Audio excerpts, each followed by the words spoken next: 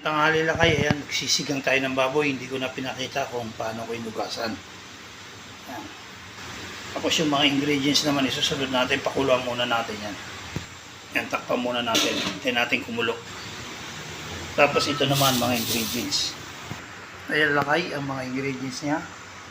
Original, sinigang mix, magic sarap, nor, sibuyas, sili, at saka gabi. Hindi na ako kumuha ng kangkong dahil di ako nag-ano sa kangkong. Ichay na lang. Tapos siling panigang, kamatis, at saka labanos.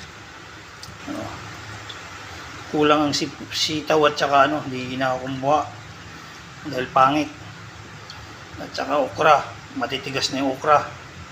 Hindi na ako kumuha. Ito, babalatan natin muna ito lahat. Yan. Hindi ko na ipapakita sa inyo. Mamaya ko na ipakita pag nabalatan na. Ayan lakay, yung mga gabi, sili, kamatis, tsaka yung labanos, nahiwa-hiwa ko na. Ayan, ugasan lang natin.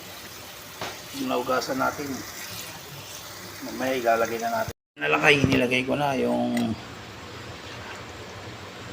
sili, labanos, kamatis, tsaka gabi para pagkulo, sabay-sabay na yan.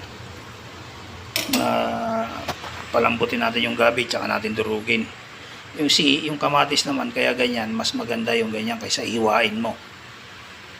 Tsaka mo durugin mamaya para yung sabaw magkulay lahat. Yan, tapos ito, sibuyas, 3 ilagay natin. Iwas sa kanser. 3 sibuyas ilagay natin. Kumukulo na lakay. Mamaya natin durugin yung ito, kamatis para durug na durug siya. Mamaya na natin lagyan ng mga pang-asim.